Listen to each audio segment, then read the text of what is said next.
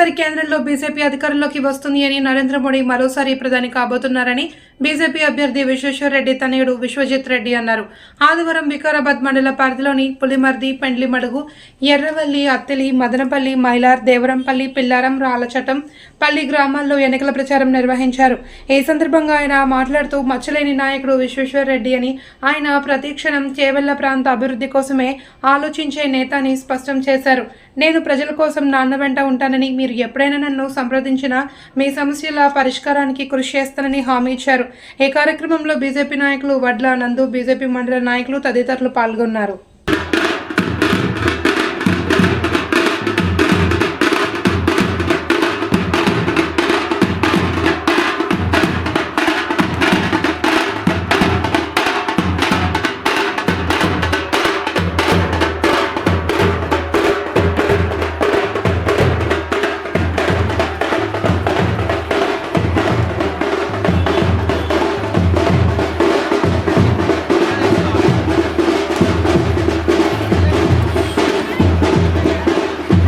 నరేంద్ర మోడీ అందరు తెలుసా అమ్మ?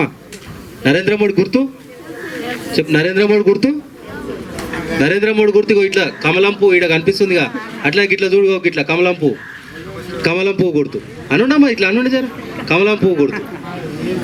ఇప్పుడు మీరు గమనించినట్టయితే మొన్న కాంగ్రెస్ వాళ్ళు 6 గ్యారెంటీలు ఇచ్చిండ్రు. 6 గ్యారెంటీలలో ఒక ఫ్రీ బస్సు తప్ప ఇంకేదన్నా ఇచ్చిందా? ఏదన్నా రైతు బంధు వచ్చిందా? మహిళలకు 2500 రూపాయలు వచ్చినాయా? మరి చెయ్యి గుర్తుకి ఓటేసి చెంపదెబ్బలు ఎందుకు తింటారమ్మా? అవసరమా మనకి? అందుకే ఈసారి కమలంపు విశిష్టత ఏందో తెలుసా? కమలంపు విశిష్టత బురదలకెళ్ళి పడుతుంది. బురదలకెళ్ళి పైనకి కమలంపు అందంగా వస్తుంది. అంటే బురదల గిటంగా ఒక మంచి విధానాన్ని తీసుకొచ్చే ప్రయత్నమే ఈ కమలంపు గుర్తు. కాబట్టి ప్రతి ఒక్కరు ఈ కమలంపు గుర్తుకేయాలి. అయితే మీకు రంజిత్ రెడ్డి గారి గురించి గిట్టంగా చెప్పాలి. కాంగ్రెస్ ఇప్పుడు ఎంపీ క్యాండిడేట్ నిలబడ్డా ఆయన. మీ అంగన్వాడీ స్కూల్ ఐడియా ఉండొచ్చు, లేకపోతే ఈ అంగన్వాడీ స్కూళ్ళలోనే గర్భిణీ స్త్రీలకి గుడ్లు ఇవన్నీ ఇస్తారుగా, ఆ కోడిగుడ్ల స్కామ్ చేశాడు అమ్మ. ఆ కోడిగుడ్ల దొంగతనం చేసిండు ఆయన. అంటే ఈడ 10 గుడ్లు అవసరం ఉంటే 20 గుడ్లు ఇచ్చినా అని చెప్పి 10 గుడ్లకు 20 గుడ్లు ఇచ్చినా అని రాసుకొని దగ్గర 800 రూపాయలు తెలుసు మనకు, కానీ 800 కోట్లు చూసినామా? 800 కోట్ల రూపాయల దొంగతనం చేసిండు ఆయన. తర్వాత దాన దొంగతనం, మనం మక్కలు అమ్ముతాం కదా, మక్కలు మన దగ్గర నుంచి ఏమో ఈడ 2000 రూపాయలు మనకిచ్చి ఆయన 1800కి 1600కే కొంటాడు గవర్నమెంట్ నుంచి. అంటే ఆఖరికి దాన అమ్మితే ఆ దాన దొంగతనం గిట్టం చేసిండు. కాబట్టి మీకు దొంగ కావాలో దొర కావాలో ఆలోచన చేయాలి. దొంగ ఎవరు? కోడిగుడ్ల దొంగ రంజిత్ రెడ్డి కాంగ్రెస్. దొర ఎవరు? కొండ విశ్వేశ్వరరెడ్డి. మీరు అనొచ్చు కొండ విశ్వేశ్వరరెడ్డి ఏమనంటే మనుషులను గుర్తుపట్టాడు చేయడు. అరే మనుషులను గుర్తుపట్టకపోవచ్చప్ప, నీ ఊర్లో ఏం తిప్పలున్నా ఆయన చేసి పెట్టిండు. ఏ ఊర్లో ఏం తిప్పలున్నా ఈ కాన్స్టిట్యున్సీ డెవలప్మెంట్ కోసం ఏం చేయాలో అవన్నీ చేసిండు. ఇప్పుడు ఆయనకు విజన్ ఉన్నది. అంటే ఈ చెవెళ్ళ పార్లమెంట్ని ఎట్లా డెవలప్ చేయాలి. తర్వాత మీరు గమనించినట్టయితే వాళ్ళ దగ్గర డబ్బులు ఉన్నాయి, కానీ ఈరోజు పేపర్లో చూసినాను నేను మార్నింగ్, ఏమని సాక్షి పేపర్లో ఎన్ని డబ్బులు ఉన్నా కొండ విశ్వేశ్వరరెడ్డి వేస్ట్ అని పేపర్లు వేసిండు. అవునప్ప, ఆయన దగ్గర 1000 కోట్లు ఉన్నాయి, నీ దగ్గర రిటర్న్ 1000 కోట్లు ఉన్నాయి రంజిత్ రెడ్డి. నువ్వేమో ఒక్కనాడు ఆడవిల్లలు ఇక్కడ ఏమంటారు లేడీస్ టాయిలెట్లు స్కూళ్ళల్లో గలీజ్గా ఉన్నాయి, వాటిని మంచిగా చేయాలన్న ఆలోచన ఈ 5 ఏళ్లలో నువ్వు ఎంపీగా ఉన్నప్పుడు రాలేదు. మా విశ్వేశ్వరరెడ్డి గారు చేసిండ్రు.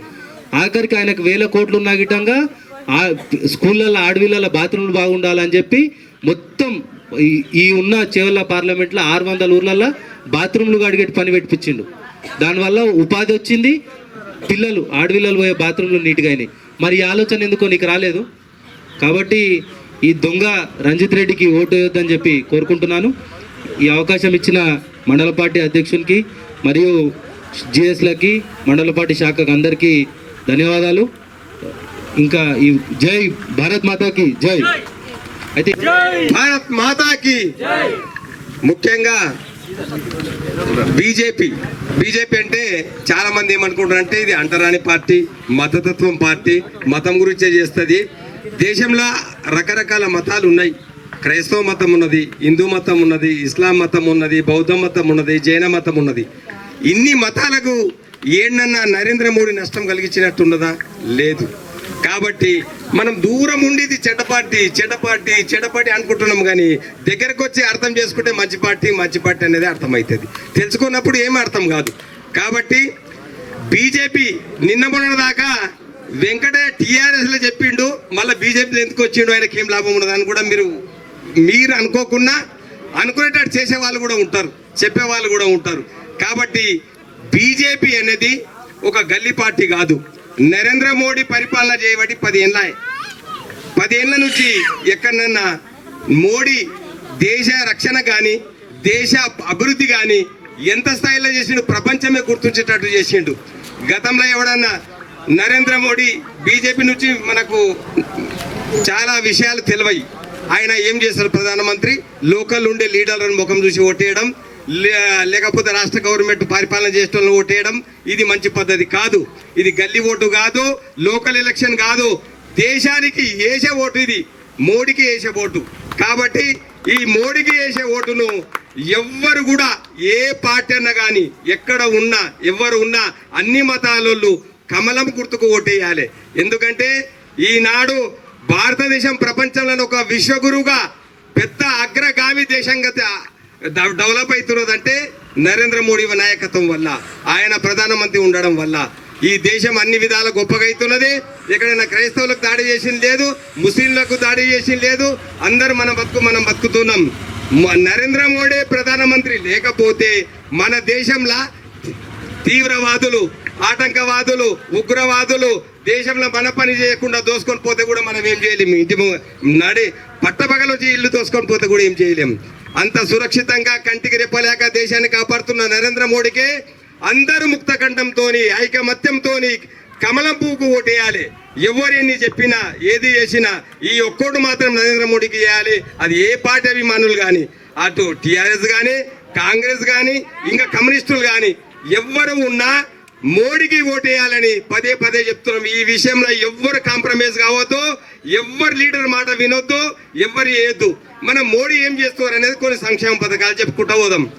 ఇప్పుడు ప్రతి ఇంటికి టాయిలెట్ బాత్రూమ్లు కట్టిపించారు. ఎవరైనా ఆలోచించిందా? మహిళలకు ఎంత మంచిగా అయింది. లేకపోతే అర్ధరాత్రి వర్షంలా ఎండలా ఒంటరిగా స్త్రీ బయటకు పోయవలసిన పరిస్థితి ఉండే. ఈ యొక్క స్కీమును ఎవరు రూపొందించారు? రాష్ట్ర గవర్నమెంట్ కేసీఆర్ కాదు, నరేంద్ర మోడీ స్వచ్ఛ భారత్ మిషన్ కింద ఇల్లుకు బాత్రూంలు టాయిలెట్లు కట్టించిండు. ఇంకొక విషయం, ఇప్పుడు బియ్యం తెచ్చుకుంటున్నాం, ప్రతి నెల పోయి సంచులు తెస్తున్నాం. ఎవరు ఇస్తున్నారు? అది నరేంద్ర మోడీ. అది ఉచితంగా ఇస్తున్నాడు. కరోనా టైంలో ఎన్ని బియ్యం ఇచ్చిండు? ఒక్కొక్క కుటుంబానికి 60 కిలోలు, 70 కిలోలు, 80 కిలోలు తెచ్చుకున్న సందర్భాలు ఉన్నాయి. ప్రతి ఒక్కరు పోయి ఏలు ముద్ర పెట్టి మనం బియ్యం తెచ్చుకుంటున్నాం ఉచితంగా. ఇప్పుడు రాబోయే 5 ఏళ్లలో కూడా మళ్ళా ఉచితంగానే బియ్యం ఇస్తాంటున్నాడు నరేంద్ర మోడీ. బియ్యము రేషన్ కార్డు ఎవరికన్నా ఉందా? మీ అందరికీ ఉందా? ఎందుకు లేదు? ఉన్నది కానీ కాగితం ఉన్నది, కార్డు ఉన్నది.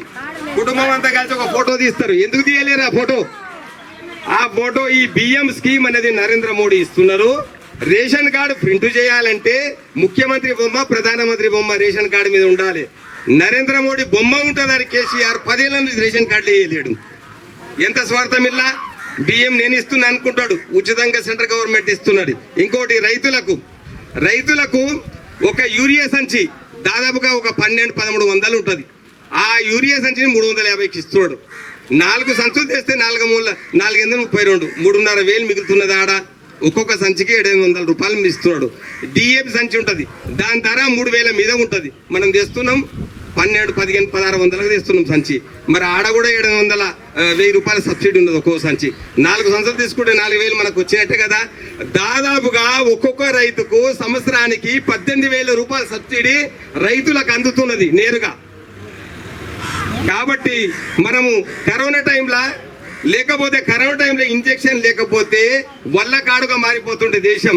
ప్రతికూల కొన్ని వేలు లక్షల మంది, కోట్ల మంది చచ్చిపోతుంది. ఆ వ్యాక్సిజన్ ఇంజెక్షన్ మందును మన హైదరాబాద్లో తయారు చేసిండ్రు. ఆ యొక్క ఇంజెక్షన్ ఉచితంగా దేశ ప్రజలందరికీ ఒక్కొక్కరికి ఆధార్ కార్డు లెక్కన ఇంజెక్షన్లు ఇప్పించి దేశంలో ఉన్న ప్రతి ఒక్కరికి ఆ కరోనా మహమ్మారి నుంచి కాపాడి మనం ఇంత కూర్చొని మాట్లాడుతున్నామంటే ఆ రోగం పోయినందుకే కదా. ఒకరికొకరు కాదు, ఇంట్లో తండ్రి పోతే కూడా మాట్లాడలేడు. రోగం వచ్చిందంటే ఇంటి అందరూ బయటకు పోతారు. కానీ మన సొంత రక్త సంపీకలు కూడా మాట్లాడలేం. అలాంటి రోగాల నుంచి అలాంటి వ్యాక్సిన్ ఇచ్చి మన దేశాన్ని కాపాడిండు. దేశంలో ఎన్ని లక్షల మందికి ఉద్యోగాలు వస్తాయి, ఉపాధి అవకాశాలు పెరుగుతాయి.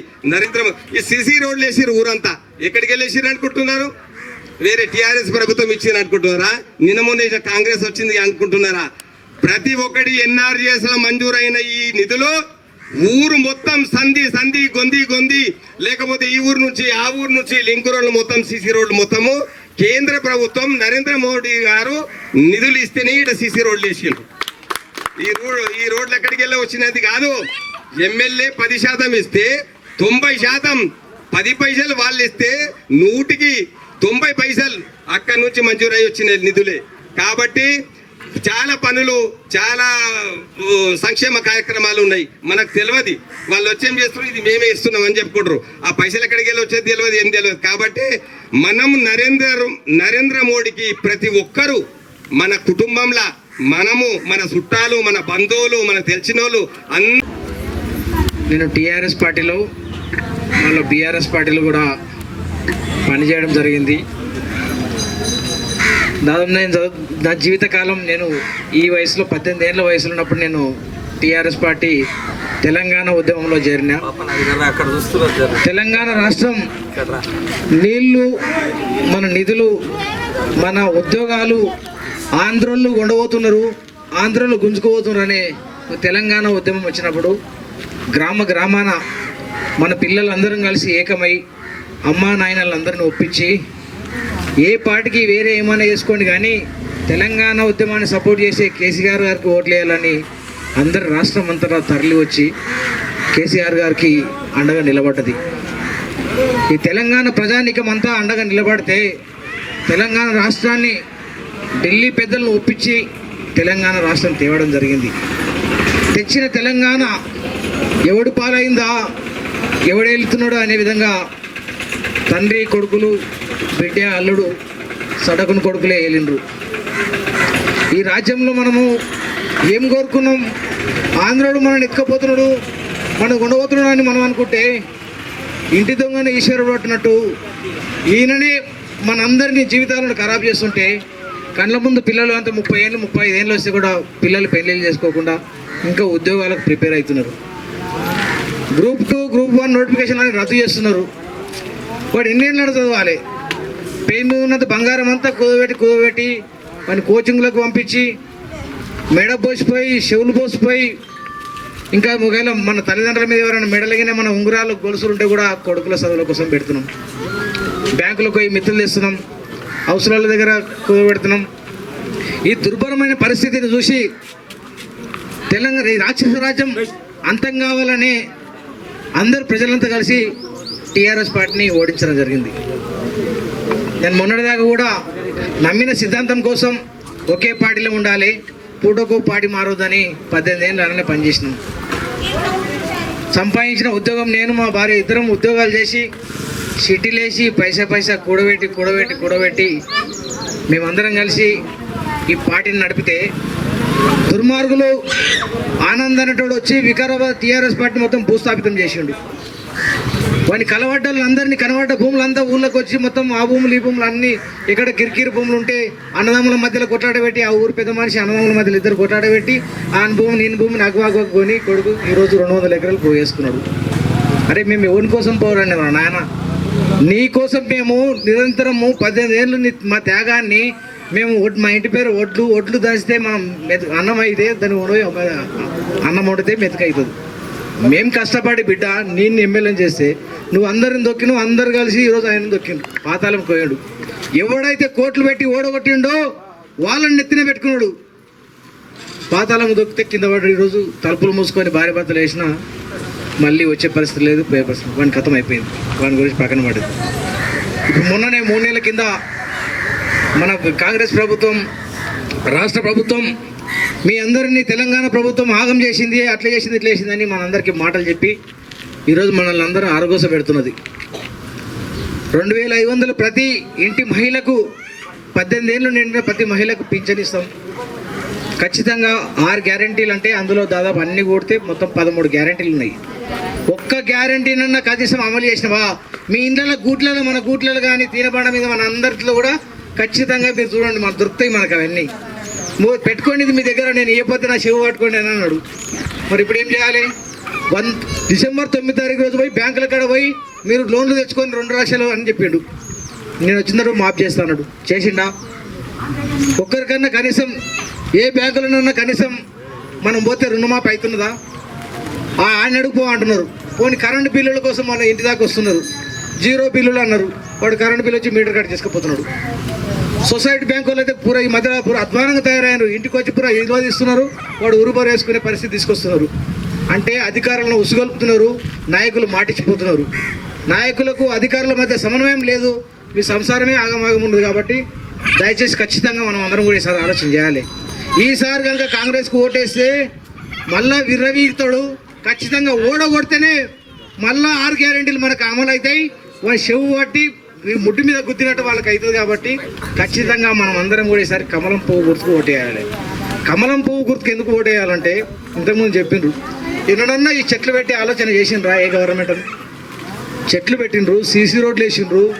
మనకు సకాలంలో మనకు వర్షాలు పడుతున్నాయి చెట్ల వల్ల. ఈ పర్యావరణంలో ఉన్నటువంటి మార్పులు కూడా మనం అందరం చూస్తున్నాం. ఎందుకంటే ఇంతగానో ఎండలు లేకుండే అందరు పెరుగుతున్నాయి, మూటలు పెరుగుతున్నాయి. వీటిని తగ్గించాలనే ఉద్దేశంతో ఉపాధి హామీ మనం కాలువలు దోవుతున్నాం. అందులో వాన పడ్డప్పుడు నీళ్లు నాడతాయి. ఆ నీళ్లు మన భూమిలో గుంజుకుంటే మళ్ళీ మన భూమిలో కూడా బోర్ వేస్తే కూడా నీళ్ళు వస్తాయి. ఆ ఉద్దేశంతో 150 రోజులు ఉన్నదాన్ని 200 రోజులు పెంచిండు. మళ్ళీ 150 రూపాయలు ఉన్నటువంటి కూలిని 300 రూపాయలు పెంచింది మోడీ. మన బియ్యం ఇస్తున్నాడు, మన పని కల్పిస్తున్నారు. మళ్ళీ అదేవిధంగా ఇతరాతర అన్ని రకాల సౌకర్యాలు. రామ మందిరాన్ని 500 ఏళ్ళ కింద పెట్టిన రామ మందిరాన్ని బలరాముడు ఈరోజు ప్రత్యక్షంగా మనం చూస్తున్నాం. టీవీలలో అన్నిట్లో ఫోన్లలో వచ్చింది. కాబట్టి మనం చేస్తున్నటువంటి నరేంద్ర మోడీ మనకు అందరికీ కూడా ప్రతి ఇంటికి విశ్వేశ్వరరెడ్డి గారు అక్షింతలు పంపించిన వచ్చినాయా? మనల్లా అందరికీ వచ్చినాయి.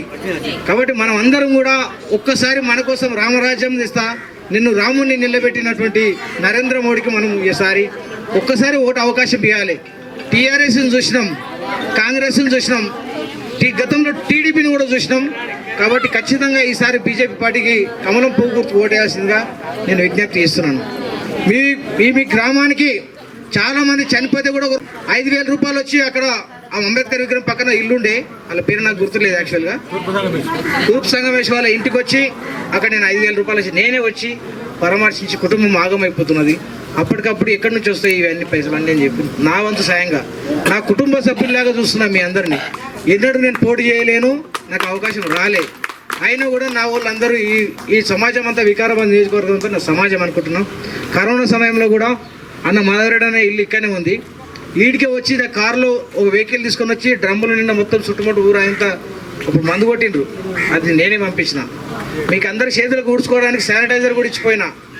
అదంతా నేను తయారు చేసుకొని స్వయంగా తీసుకొచ్చిన. నేను శాస్త్రవేత్త, ఎంఎస్సి కెమిస్ట్రీ చదువుకొని ఈరోజు ప్రజలకు సేవ చేయాలనే లక్ష్యంతో నేను రాజకీయాలకు రావడం జరిగింది.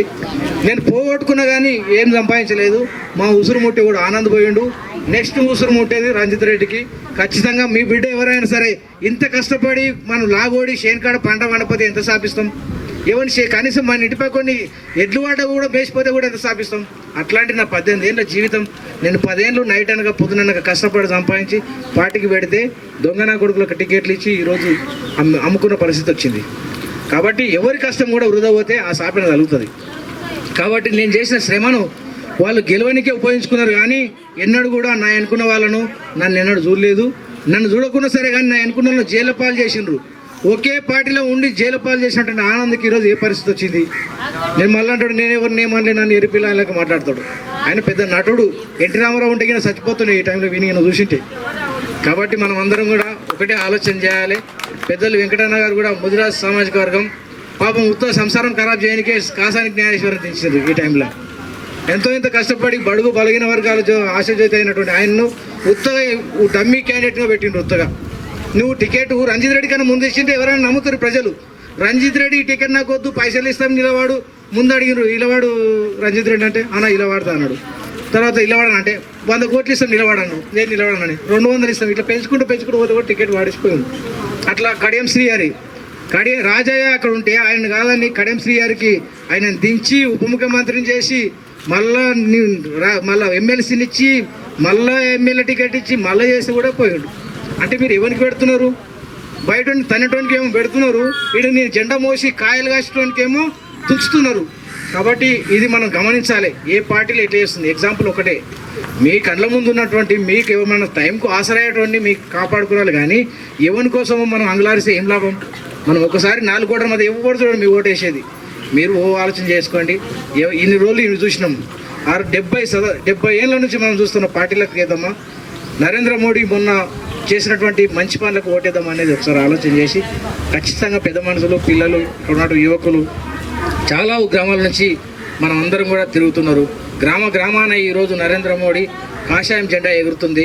ఈ పార్టీ ఎవరికి కూడా గోవాలో అచ్చం క్రిస్టియన్లే ఉంటారు, దాదాపు 90% క్రిస్టియన్లే ఉంటారు. ఈశాన్య రాష్ట్రాల్లో అందరూ కూడా క్రిస్టియన్లు, ముస్లింలు ఉంటారు. అక్కడ ఎంతోమంది ఎమ్మెల్యేలు వీళ్ళైనరు. ఎవరికి వ్యతిరేకం కాదు బీజేపీ పార్టీ అంటే. బీజేపీ పార్టీ అందరికీ అనుకూలంగా ఉంటుంది. ఆలంపల్లి దర్గా కాడ ఆ మొత్తం గోపురం మీద మొత్తం సిమెంటు, స్టీలు 1 లక్ష రూపాయలు నేనే ఇచ్చినాడికి. కాబట్టి నేను ఇప్పుడు కూడా ఎందుకు చెప్తున్నామంటే మా మైనార్టీ సోదరులందరూ కూడా ఈ పార్టీ మీకు వ్యతిరేకం కాదు. కాంగ్రెస్ పార్టీ నాయకులు కానీ ఇటు బీఆర్ఎస్ పార్టీ నాయకులు కానీ దీని మీద అబద్ధం చెప్తున్నారు. ఖచ్చితంగా వీళ్ళు హిందుత్వానికి ఉంటారని లేదు.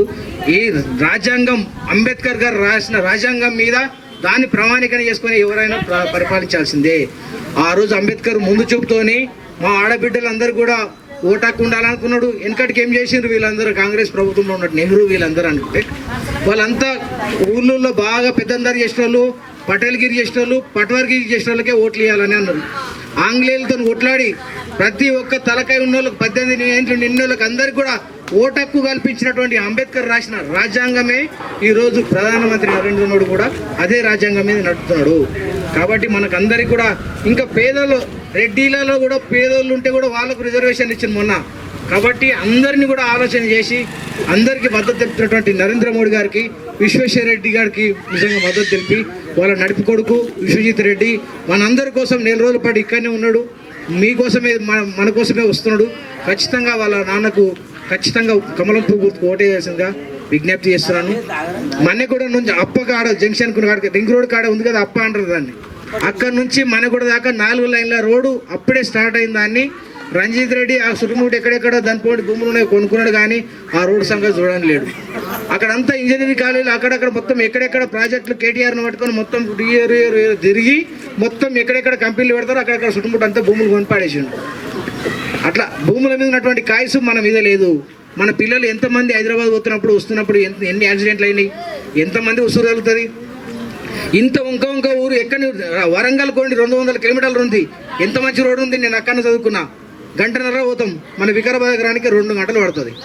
మన ఊళ్ళో నగరానికి మళ్ళీ 1 గంట పోతున్నది. ట్రాక్టర్ల ఆటోలలో ఎత్తేసి కింద పడి. కాబట్టి ఒక రోడ్లు ధ్వంసమైపోయినాయి. మనం వేసే రోడ్లన్నీ కూడా ప్రధానమంత్రి సడక్ యోజన అని రాసి ఉంటుంది ఆ బోర్డు మీద. అది కూడా నరేంద్ర మోడీ ఇచ్చింది.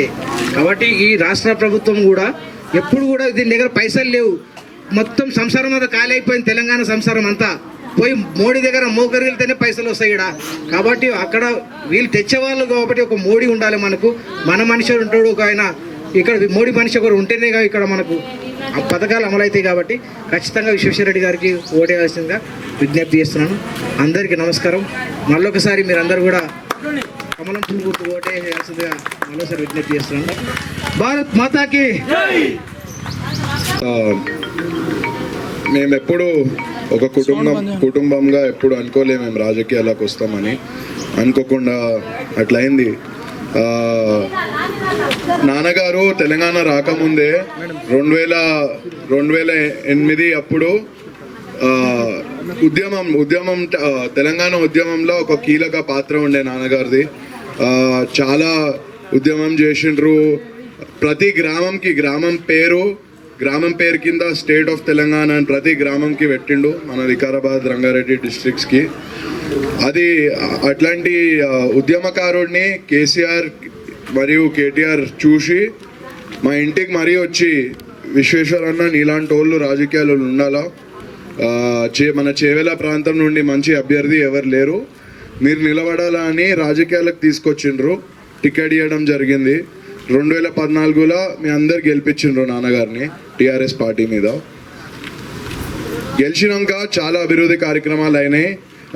కానీ పైన పైన బీజేపీ గవర్నమెంట్ ఉండి కింద మన టీఆర్ఎస్ గవర్నమెంట్ ఉండడం వల్ల అనుకున్నంత అభివృద్ధి చెందలేకపోయిండు. 2 ఏళ్ళు టీఆర్ఎస్లో ఉన్నాక 2 ఏళ్ళు ఎంపీగా పనిచేసినాక టీఆర్ఎస్ పార్టీ తప్పుదారి పోతుందని ఆయన గమనించిండు. తప్పుదారి పోతుందని మన మాజీ సీఎం కేసీఆర్ గారి దృష్టికి కూడా తీసుకొచ్చిండు. చెప్పినప్పుడు ఆయన గొంతు నొక్కడానికి ప్రయత్నం చేసిండ్రు. ఆయన ఎక్కువ మాట్లాడిన వాళ్ళే పార్లమెంట్లో. అయితే నాన్నగారు 1 సంవత్సరం ముందే పార్టీని చెప్పి మరి పార్టీకి చెప్పి నేను వదిలేస్తున్నా, మీరు తప్పుదారి పడుతుండ్రు, మనం ఏదైతే అనుకోని తెలంగాణ కోసం పోరాడినాం అది మీరు చేస్తలేరు, మీ సొంత జేబులో నింపుకుంటుండ్రు అని చెప్పి వదిలేసిండు. మీరు ఒక్కసారి గమనించండి, మన హైదరాబాద్ పక్కనే ఇంత దగ్గరలో ఉన్నాం మనం హైదరాబాద్కి.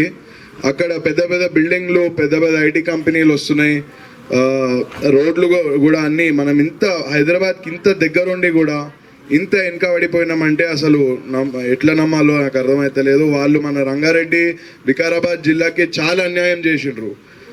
ఉత్తర తెలంగాణనైతే కేసీఆర్ మరియు కేటీఆర్ చాలా మంచిగా డెవలప్ చేసిండ్రు. మన నందు అన్న చెప్పేటట్టు వరంగల్ పోవడానికి 2 గంటలు టైం పడుతుంది.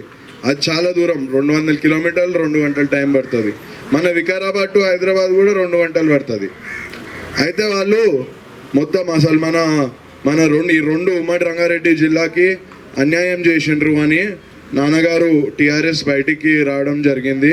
ఇంకా టీఆర్ఎస్ పార్టీల ఎంపీ ఉండడం అసలు ఏం లాభం లేదు. ఎందుకంటే అది రాష్ట్రీయ పార్టీ కాదు, జాతీయ పార్టీ కాదు, రాష్ట్రీయ పార్టీ. కానీ ఇప్పుడు మా చాలా మంచి అదృష్టం ఉన్నది. ఎందుకంటే మేము నరేంద్ర మోదీ గారే నాన్నగారిని చేవెళ్ళ నుండి నిలబడమన్నారు. నరేంద్ర మోదీ గారి గురించి ఎక్కువ చెప్పక్కర్లేదు, అన్న ఆల్రెడీ చాలా చెప్పిండు. కానీ ఒక 2-3 నేను ఇప్పుడే చూస్తున్నా, మన లైట్ బుగ్గలు కానీ, సీసీ రోడ్లు కానీ, ఉచిత బియ్యం కానీ, అదంతా కూడా మన నరేంద్ర మోదీ గారే ఇచ్చిండ్రు, మన బీజేపీ పార్టీ ఇచ్చింది. అది కూడా వాళ్ళ పార్టీ ఇక్కడ లేకున్నా ఇదంతా చేసిండ్రు.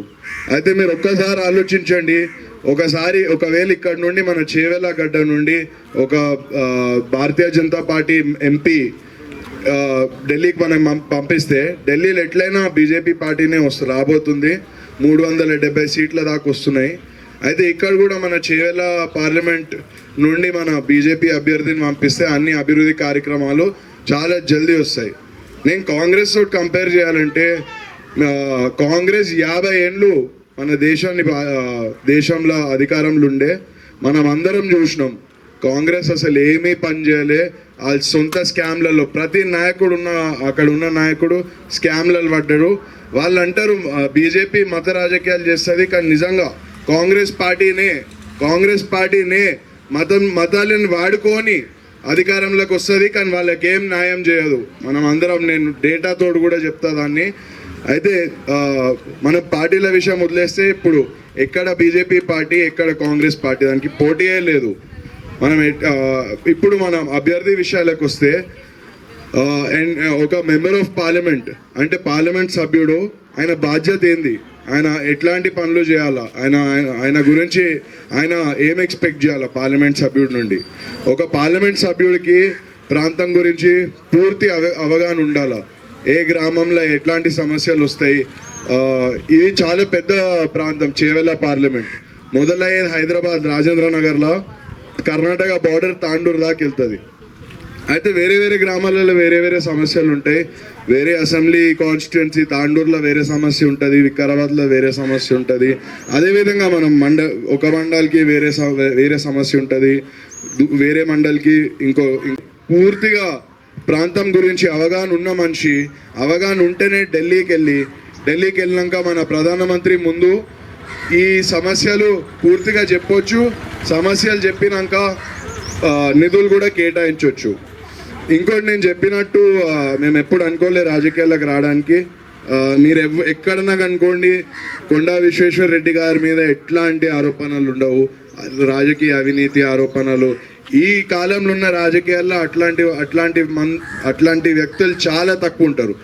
అసలు ఒక్క మచ్చలేని నాయకుడు నిజంగా మన రంగారెడ్డి వికారాబాద్ జిల్లాకి అన్యాయం అవుతుందని రాజకీయాలలో అట్లనే ఉన్నాడు. ఇప్పుడు మన మంచి అవకాశం ఉన్నది, ఎందుకంటే భారతీయ జనతా పార్టీ నుండి నిలబడుతుండు. కేంద్రంలో వచ్చేది ఎట్లయినా భారతీయ జనతా పార్టీ. నేను ఇంకా మేము చేసిన అభివృద్ధి కార్యక్రమాల గురించి ఇంకా కొంచెం మాట్లాడతా. పదవి ఉన్నప్పుడు నాన్నగారు 1200 కోట్ల హైవే తెచ్చిండు. మన అప్పా జంక్షన్ టు బీజాపూర్ హైవే అది తెచ్చింది నాన్నగారే. అయితే ఇట్లాంటి పెద్ద ఎత్తున అభివృద్ధి కార్యక్రమాలు చేయాలంటే పదవి ముఖ్యం, కానీ పదవి అంటే ఎప్పుడు ఉరకలే. నేను చెప్పినట్టు ఆయన ఏకైక మనిషి అధికార పార్టీలు ఉన్న అధికార పార్టీ తప్పుదారి పోతుందని అధికారం వదిలేసి ప్రతిపక్షంలోకి వచ్చిండు. ఇప్పుడు రాజకీయాలు ఎట్లయినాయంటే అధికారం ఎటుందో అందరు అట్టే ఉరుకుతారు. వాళ్ళ ఆస్తులు కాపాడుకోవడం, వాళ్ళ అక్రమంగా సంపాదించిన ఆస్తులు కాపాడుకోవడానికి కానీ వాళ్ళ సొంత జేబులో నింపుకోవడానికి అధికారం దిక్కు ఉరుకుతారు. కానీ కొండ విశ్వేశ్వర రెడ్డి గారు ఏకైక మనిషి అధికారం పార్టీ తప్పుదారి పోతుంది అని వదిలేసి ప్రతిపక్షంలోకి వచ్చిండు. అయితే పదవి ఇట్లాంటి పెద్ద ఎత్తున అభివృద్ధి కార్యక్రమాలు చేయాలంటే పదవి ముఖ్యం, కానీ మేము ఎప్పుడు పదవి అంటే ఉరకము, పదవి రాసిచ్చి పార్టీలు మారము, పదవి కోసం పార్టీలు మారము. కానీ నేను నాన్నగారు ఎంపీ లేకున్నా ఏమేం పనులు చేసిండు, 10 ఏళ్ళ నుండి ఏమేమి కార్యక్రమాలు చేస్తుండు, దాని గురించి కూడా 2 నిమిషాలు మాట్లాడతా. మా తాతయ్య గారు జస్టిస్ కొండా మాధవరెడ్డి JKMR ఫౌండేషన్ ద్వారా ఇప్పటిదాకా మన చేవెల ప్రాంతంలో 50,000 కంటే ఎక్కువ ఆపరేషన్లు చేపించినాం. ఒక్కొక్క ఆపరేషన్ 2-3 లక్షలు ఉంటుంది, కొన్ని 5 లక్షలు కూడా ఉంటాయి. ఈ ప్రాంతంలో సురేష్ ఈ ఊర్లో పుల్మాటి విలేజ్లో పుల్మాటి గ్రామంలో 8 మందికి పూర్తి ఉచితంగా ఆపరేషన్ చేయించినాం.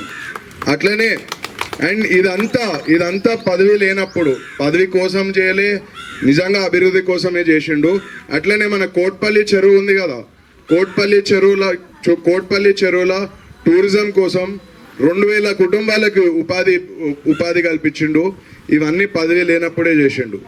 అయితే మీరు కొద్దిగా ఆలోచన చేయండి, పైన BJP party Bharatiya Janata party Narendra Modi గారు ఖచ్చితంగా గెలవబోతుండు. ఇక్కడ కూడా నరేంద్ర మోదీ సైనికుడు ఒకడు మన చేవెల పార్లమెంట్ నుండి మొదటిసారి కాబోతుండు. మొదటిసారి మీరు అందరూ గెలిపిస్తే ఇక్కడ నుండి కూడా మన చేవెల పార్లమెంట్ నుండి బీజేపీ నరేంద్ర మోదీ గారి సైనికుడు మన విశ్వేశ్వరరెడ్డి గారు గెలిస్తే అక్కడ బీజేపీ ఉంటుంది, ఇక్కడ బీజేపీ ఉంటుంది. అయితే మన చేవెళ్ళ నుండి మోదీ గారికి డైరెక్ట్ లింక్ ఉంటుంది. ఆయనకి మొత్తం మన ప్రాంతం గురించి సమస్యలు అవన్నీ రెగ్యులర్గా తెలియజేస్తుంటాడు నాన్నగారు. ఇంకా పదవి లేనప్పుడే ఇన్ని అభివృద్ధి కార్యక్రమాలు చేసినామంటే మీరు ఒక్కసారి ఆలోచించండి. ఇక్కడ బీజేపీ ఎంపీ ఉండి పైన బీజేపీ ఉంటే ఇంకా పెద్ద ఎత్తున ఇంకా తొందరగా అన్ని మంచి అభివృద్ధి కార్యక్రమాలు చేయొచ్చు అని నేను తెలియజేస్తున్నా. అందుకే నా విజ్ఞప్తి ఏంటంటే మీరు కొంచెం ఓటేసేటప్పుడు ఇట్లాంటి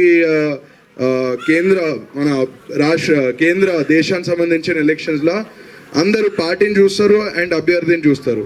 ఇక్కడ పార్టీ మంచిదే, పార్టీకి కూడా కాంగ్రెస్ అసలు పోటీ లేదు. కాంగ్రెస్ ఎక్కడో 40 సీట్లు కూడా రావు వాళ్ళకు. BJP already గెలవబోతుంది.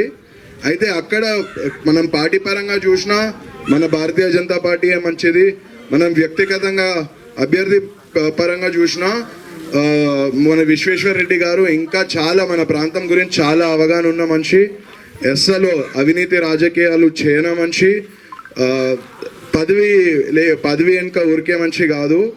అట్లనే మనం ఈ కాంగ్రెస్ అభ్యర్థిని చూస్తే ఆయన సొంత రాజకీయ అవసరం కోసం, ఆయన వ్యాపారాల కోసం వచ్చిండు. ఆయనకు అసలు 6 మండలాల పేర్లు చెప్పమను, నేను ఛాలెంజ్ చేస్తా, ఆయనకు తెలియదు. ఆయన అసలు ఈ ఊరికి వచ్చిండా రాలేదు. అట్లనే నాన్నగారు అన్ని ఊర్లు దాదాపు 3-4 సార్లు తిరిగిండు, ఆయనకు అవగాహన ఉన్నది. వేరే అభ్యర్థి సొంత అవసరాలకి ఆస్తులు కాపాడుకోవడానికి వచ్చిండు. నేను అదే చెప్తున్నా. ఇంకో లాస్ట్ పాయింట్ ఏం చెప్తున్నా అంటే దుష్ప్రచారాలు అవుతూ ఉంటే మత రాజకీయాలు చేస్తారు బీజేపీ పార్టీ అని. నేను నంబర్సే చూపిస్తా. మనకు వచ్చే పథకాలన్నీ కూడా అందరికీ వస్తున్నాయి. నువ్వు ఏ మతం, నువ్వు ఏ కులం చూసి ఒక్క పథకం కూడా బీజేపీ పార్టీ అట్లా పెట్టదు. నిజంగా చెప్పాలంటే కాంగ్రెస్ పార్టీయే ఒక్కొక్క మతంకి ఇట్లా స్పెషల్గా ఇస్తుంది, కానీ బీజేపీ పార్టీలో అందరూ సమానమే, అందరూ ఒకటే. అట్లా డేటా పాయింట్స్ తోటే మాట్లాడుతున్నా నేను. అందుకే బీజేపీ ఇంకా సెక్యులర్, స్కాలర్షిప్లు అన్నా, ఫీజు మద్దతు అన్నా అన్నీ కూడా అందరికీ చేరినాయి. అందుకే నేను అంటున్నా, మీరు నా రిక్వెస్ట్ ఏంటంటే మీరు పార్టీని చూడండి, అభ్యర్థిని చూడండి. డబుల్ ఇంజిన్ ఉంటే పైన బీజేపీ ఉండి ఇక్కడ బీజేపీ ఉంటే మన చేవెళ్ళకి మోదీ గారికి డైరెక్ట్ లింక్ ఉంటుంది. అదొకటే తెలియజేస్తున్నా. అందుకే రిక్వెస్ట్ చేస్తున్నా మీరు అందరూ ఆలోచించి కొద్దిగా ఓటేయండి అని. భారత్ మాతాకి జై.